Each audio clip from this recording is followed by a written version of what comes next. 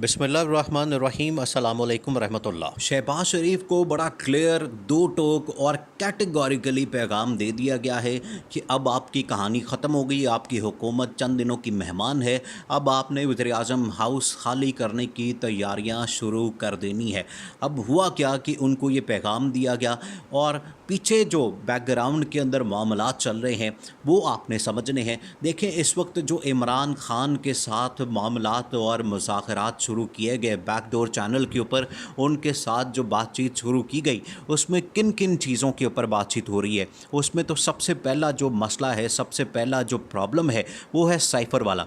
और इमरान खान को कन्विंस किया गया है कि साइफ़र वाले मामले से आप पीछे हटें, साइफ़र वाले मामले को छोड़ें, अमेरिका के ख़िलाफ़ जो आप बयानियाँ बना रहे हैं उसको ख़त्म करें, क्योंकि उससे बड़ा नुकसान हो रहा है, उससे हमें नुकसान हो रहा है फ़ॉरेन लेवल के ऊपर भी और लोकल लेवल के ऊपर जो नुकसान हो रहा है। हालांकि इसमें जो पब्लिक है वो बहुत ज़्यादा सपोर्ट कर रही है इमरान खान को और इमरान खान के साथ है, क्योंकि अमरीकी साजिश के ज़रिए इसको हुकूमत को हटाया गया। ये अहम तरीन वीडियो जारी है, लेकिन इससे पहले वीडियो को लाइक करें, दोस्तों के साथ शेयर करें और चैनल को सब्सक्राइब कर लें। लेकिन ये उनको बता दिया गया है कि आप इस मामले से पीछे हटें। हालांकि इमरान खान ने जिस चालाकी के साथ ये सियासत की, जिस चालाकी के साथ उन्होंने पूरा हुकूमत में रहते हुए, जब जाने से चंद दिन पहले इन्होंने नेशनल सिक्योरिटी काउंसिल की मीटिंग कॉल की थी, उसके अंदर एलामिया जारी किया गया था। वो जो मीटिंग हुई थी उसके बाद एक एलामिया जारी किया गया, उसमें ये वाज़े तौर पर बता दिया गया कि बिल्कुल एक साइफ़र मौजूद है, साइफ़र आया था, ख़त आया था और उसमें ये तमाम बातें लिखी गई थी। अब इसको कहा गया कि मुदाखलत हुई है लेकिन साजिश नहीं हुई। इमरान खान ने कहा बिल्कुल ठीक है, ये मुदाखलत ही मानते हैं, लेकिन साइफ़र मौजूद है, साइफ़र की हकीकत को आपने माना है, इससे मैं पीछे नहीं हटूँगा। अगर मुझे आप लोगों ने मेरी डिमांड्स पूरी करके ना दी तो मैं सुप्रीम कोर्ट के अंदर चले जाऊँगा। ये इमरान खान ने वाज़े कहा। जब बैकडोर चैनल के ऊपर बातचीत हो रही है उसमें इमरान खान ने बड़ा वाज़े कहा कैटेगोरिकली कि अगर यहाँ पर सुप्रीम कोर्ट में मैं चला जाता हूँ तो फिर उसके बाद एक एक नाम सामने आएगा, एक एक किरदार सामने आएगा और जिसने इसमें किरदार अदा किया है, रोल प्ले किया है, वो तमाम के तमाम लोग इसमें खुल जाएंगे। लिहाजा ये आपके पास वक्त है कि आप मेरी जो डिमांड है वो पूरी कर दें।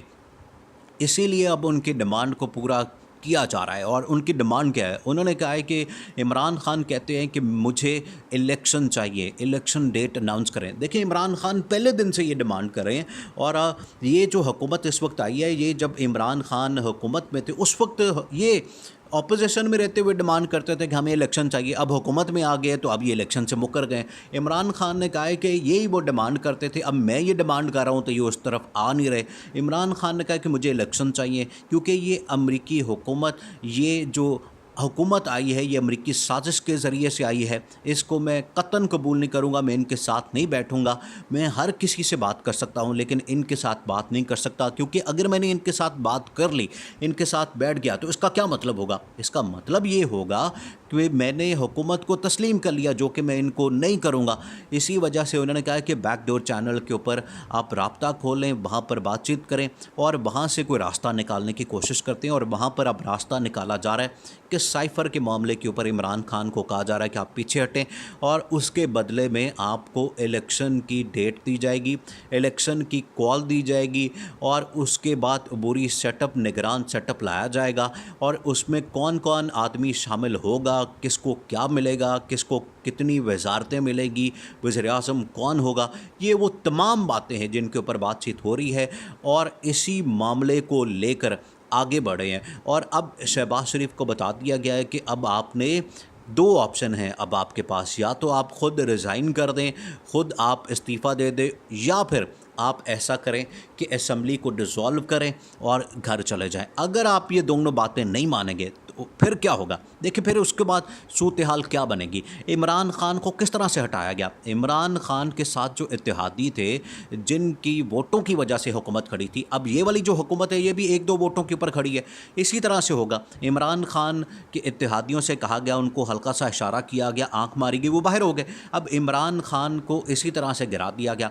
शहबाज शरीफ के साथ भी बिल्कुल ऐसा ही होगा, हल्का सा इशारा होगा। अगर ये अपनी डिमांड्स जो इमरान खान कर करें उनको नहीं पूरा करते, अगर ये वो बातें नहीं मानते इलेक्शन वाली, असम्बली तोड़ने वाली या रेजिग्नेशन वाली, इस्तीफ़े वाली, फिर उनको ये वाली सूरत हाल का सामना करना पड़ेगा। वो कौन सी कि इत्तेहादियों को कहा जाएगा कि आप थोड़ा सा बाहर निकलें, आप छोड़ें, और उसके बाद सदर इनको कहेंगे कि आप इत्तेमाद का वोट लें। जब एक दो इत्तेहादी बाहर निकलेंगे तो इसका मतलब है कि 10-12 वोट निकल जाएंगे। और कितने वोटों के ऊपर खड़ी है? 2 वोटों के ऊपर ये हुकूमत खड़ी है। तो उसके बाद हुकूमत का क्या होगा? हुकूमत फारिग हो जानी है और इनको घर भेज देना है। अब ये प्लान हो रहा है और इसी के मुताबिक शहबाज शरीफ को बता दिया गया है। अब आगे शहबाज शरीफ को कहा जा रहा है कि आप पंजाब की तरफ ना देखें, आप बाकी सूबों की तरफ ना देखें। एक मरतबा आपको फ़ारिग कर दिया, उसके बाद आहिस्ता आहिस्ता सूबों के अंदर भी हुकूमतों को फ़ारिग किया जाएगा और उसके बाद पूरे मुल्क के अंदर एक ही वक्त में पूरे मुल्क में इंतखाबात होंगे, इलेक्शन होंगे, क्योंकि हम ये अफोर्ड नहीं कर सकते एक वक्त में कौमी असम्बली के इलेक्शन हो और बाद में जाके सूबों के इलेक्शन हो। एक ही वक्त में इलेक्शन हो, एक ही वक्त में इंतखाबात हों, वो कौमी असम्बली के हों, सूबाई असम्बलियों के हों, एक ही वक्त में हो, ताकि उसके बाद जो जो हुकूमत में आता जाए, जिसको मेजॉरिटी मिलते जाए, वो हुकूमत बनाता जाए, अपने बंदे लाता जाए और उसके मुताबिक मामलात को चलाता जाए। क्योंकि अब IMF के साथ डील करना भी शहबाज शरीफ के लिए बड़ा मुश्किल हो गया। शहबाज शरीफ ने हाथ खड़े कर दिए और शहबाज शरीफ के अपने वज़ीर राना सनाउल्लाह ने कहा कि $1 अरब के लिए IMF ने हमें नचा दिया है, IMF की वजह से हम नाच रहे हैं और IMF हमें नचवा रहा है। ये बात उन्होंने खुलकर कर दी है। इसका क्या मतलब है? इसका मतलब ये है कि उन्होंने पैसे इनको देने नहीं हैं और इनसे जो कीमतें बढ़ा रहे हैं, ये आवाम में ज़लील हो रहे हैं, आवाम में बद्दुआएं ले रहे हैं। और शहबाज शरीफ तो ये ख़ुद कहते हैं कि अब जब भी लोड शेडिंग होती है, देखें ये जो लोड शेडिंग का असाब आया हुआ है, महंगाई का असाब आया हुआ है, पेट्रोल की कीमतें बढ़ाती हैं, ये रातों रात इन्होंने पिछले 2 से 3 महीनों के अंदर कर दिया, जो पिछले 5 से 10 साल के अंदर नहीं हो सका, जो इन्होंने 2-3 महीने में करके दिखा दिया और आवाम का और मुल्क का बेड़ा कर दिया, सत्यानाश कर दिया। और ये हालत कर दी है कि अब आवाम इनको बद्दुआएं देती है, जिसका ये ख़ुद भी एतराफ़ करते हैं, ख़ुद भी मानते हैं। इसीलिए अब शहबाज शरीफ को कह दिया कि आप जाएं, आप घर जाएं और घर जाके इलेक्शन की तैयारी करें, यही आपके हक़ में बेहतर है, क्योंकि आपसे मुल्क नहीं चल रहा।